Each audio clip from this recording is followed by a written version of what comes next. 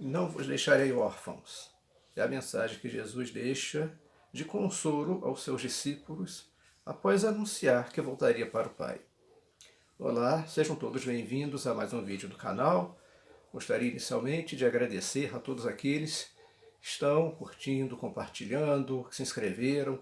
Estamos rumo à marca dos 100 inscritos, faltam poucos para fecharmos essa marca até o fim desse mês de maio. Está terminando, mas peço mais uma vez a todos que compartilhem, convidem seus amigos, seus conhecidos que gostariam de ouvir essas nossas reflexões para se inscreverem e conseguirmos chegar até o final ainda desse mês de maio a essa marca de 100 inscritos. O nosso tema de hoje fala sobre essa promessa que Jesus fez aos seus discípulos e deixou também a nós de não nos deixar órfãos. E que alguns poderiam, inclusive, se posicionar de forma cética em relação a isso, dependendo da circunstância em que vive, principalmente diante de tantos problemas, de tantas dificuldades, tragédias que a humanidade sempre viveu e estamos vivendo mais uma. No entanto, nós precisamos aqui entender o que realmente se passou e se passa com a existência humana nesses séculos e 2 milênios de existência de caminhada cristã. Durante muito tempo, após a criação do cristianismo, nós vivemos uma época em que tudo começava e terminava em Deus. Deus era o centro das atenções. A vida humana era voltada para Deus, pelo menos num território, num local específico da cristandade, que obviamente não podemos querer que retorne esta época, que retorne este período, que a humanidade volte a ser como havia pelas características próprias do que nós chamamos de Idade Média.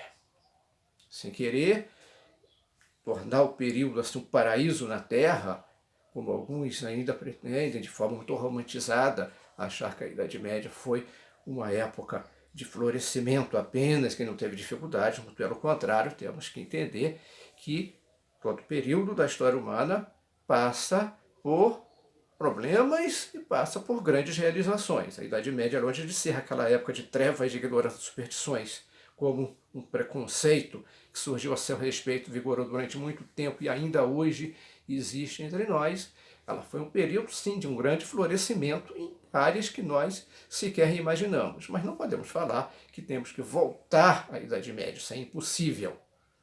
O que nós precisamos é saber o que há de bom em determinada época, que nós precisamos não resgatar, que o passado não se resgata, mas viver de uma certa forma como aquele período mostrava de útil para a nossa existência.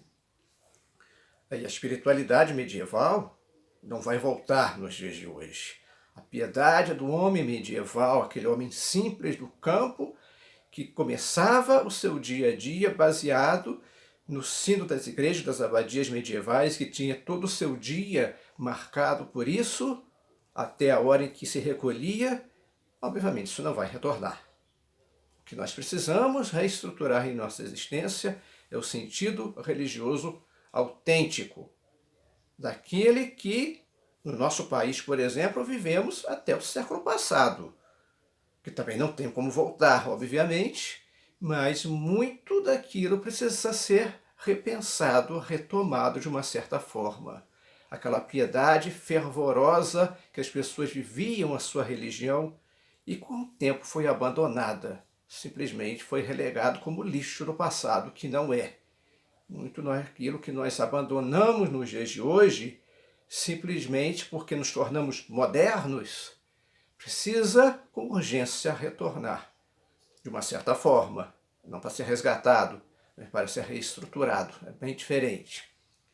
O que nós chamamos de modernidade, com as suas revoluções culturais, sociais, políticas e religiosas, afastou Deus do centro da vida humana, colocou o homem uma nova revolta contra Deus. Então não foi Deus que nos deixou órfãos. Nós é que preferimos a orfandade, abandonando Deus da revelação e colocando no seu lugar o homem e criando um Deus à nossa imagem e semelhança, que não nos incomoda, que não nos perturba e que está ali no cantinho, à espera de que nós procuremos por Ele quando nós precisamos. Oxalá esse período que nós estamos voltando muito para Deus nas nossas orações, já falamos aqui, seja um período que, após passar toda essa problemática que vivemos, as pessoas não coloquem Deus de volta no banco de reservas, mas continuem procurando por Ele, não apenas quando precisam, mas também, principalmente, para agradecer. A semelhança do único leproso do evento, descrito no Evangelho, dos 10 leprosos que se curaram, mas somente um voltou para agradecer a Jesus. Precisamos retomar o sentido religioso da nossa existência e colocar Deus de novo nos nossos corações. Todo final de ano, época de Natal, escutamos a mesma coisa. Precisamos transformar o nosso coração numa nova manjedoura para que Jesus nasça novamente ali. Será que ele nasce realmente no nosso coração? Porque passa o período de Natal e nós esquecemos que Jesus nasceu, que Jesus veio ao mundo para nos salvar, e no outro ano, mais uma vez, nós fazemos votos que ele nasça novamente no nosso coração como uma nova manjedoura. Isso, ano após ano, virou apenas um discurso vazio. Porque durante todo o ano nós esquecemos que ele nasceu, que ele está aqui, mas nós não escutamos a sua voz. Então será que foi ele mesmo que nos deixou órfãos? Ou fomos nós que preferimos a orfandade? Mais triste que a orfandade natural é a orfandade procurada, que nós sabemos que temos um pai, mas nós não procuramos por ele. A semelhança daquele filho pródigo que abandonou a casa paterna, nós procuramos também viver de acordo com a nossa vontade. Deus, que respeita o nosso livre-arbítrio, a nossa liberdade de escolha, simplesmente deixa que cada um de nós siga o seu caminho, sabendo nós que tudo aquilo que virá de consequência depois é por aquela opção que nós tivemos. O filho pródigo sofreu isso. Jesus mostrou isso no Evangelho. Enquanto ele tinha os bens do pai, ele teve amigos. Os bens terminaram, os amigos desapareceram. Ele passou a sofrer necessidade. Ele caiu em si e viu que ele havia errado. E resolveu voltar à casa do pai. E nós, da mesma forma, precisamos retornar a essa casa. E temos certeza que Deus, como Pai, estará lá nos aguardando de braços abertos. Jesus não morreu em vão na cruz. Ao contrário, ele morre de braços abertos, mostrando que ele está sempre receptivo ao nosso retorno. A que nós voltemos para ele. Mas o primeiro passo somos nós que temos que dar. Então, com o decorrer do tempo, esse abandono de Deus, a ponto de alguns, em tempos atuais, tempos mais recentes, dizerem que Deus havia morrido, fomos nós que matamos a Deus no nosso coração. Nós enxotamos a Deus no nosso coração. Nós deixamos que ele nasça no Natal, mas no ano seguinte nós o matamos novamente na cruz e não esperamos a sua ressurreição que nos salva. E isso que nós precisamos retomar na nossa existência. E precisamos tomar um cuidado muito especial nos dias de hoje com belos discursos de filantropos conhecidos e famosos que fazem caridade, entre aspas, e que, na verdade, procuram mais o aplauso das pessoas do que fazer aquela caridade verdadeiramente cristã, como novos fariseus modernos, doando milhões para causas sociais e que não procuram, na verdade, beneficiar ninguém, mas a si mesmos, através do aplauso, do elogio do mundo. E não, como Jesus afirmava, a sua mão esquerda não saiba o que faz a mão direita. Então, a nossa orfandade é muito triste pelo fato de que nós a escolhemos, nós optamos por ela. Nós precisamos nos lembrar que Deus existe e aguarda o nosso retorno, porque Ele é Pai. E essa promessa que Jesus faz aos seus discípulos de envio do Espírito Santo, estamos próximos agora a celebrar mais uma vez o Pentecostes, a efusão do Espírito Santo sobre os apóstolos, sobre a igreja nascente.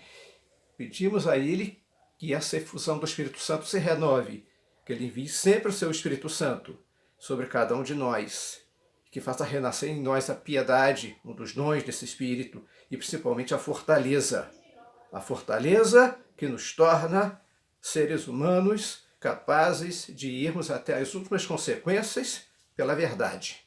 Não por uma causa humana, mas pela verdade do Evangelho. Vivemos épocas de mediocridade espiritual, de fraqueza de espírito.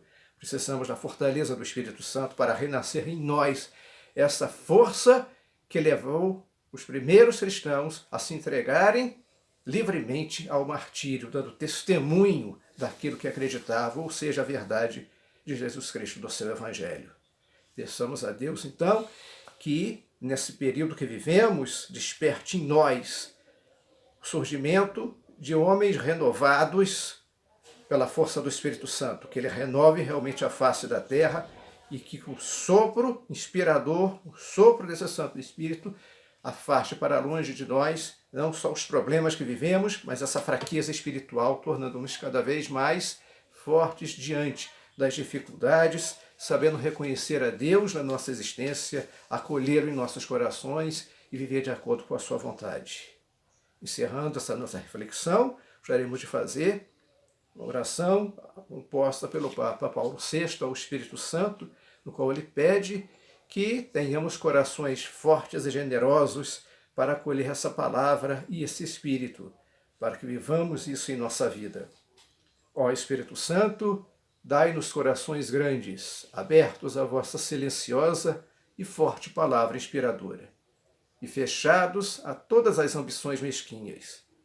Dai-nos corações alheios a qualquer desprezível competição humana e compenetrado do sentido da Santa Igreja. Dai-nos corações grandes, desejosos de se tornarem semelhantes ao manso coração do Senhor Jesus. Dai-nos corações grandes e generosos para superar todas as provações, todo o tédio, todo o cansaço, toda a desilusão, todas as ofensas. Dai-nos corações grandes e humildes até o sacrifício, quando necessário. Corações cuja felicidade seja palpitar como o coração de Cristo e cumprir fielmente, corajosamente, toda a vontade do Pai Celeste. Amém. O mês de junho se aproxima, celebramos o coração de Jesus, manso e humilde. Peçamos a Ele que torne o nosso coração semelhante ao dele, na fortaleza, na certeza, na coragem de seguirmos fielmente a palavra do Evangelho. Paz e bem.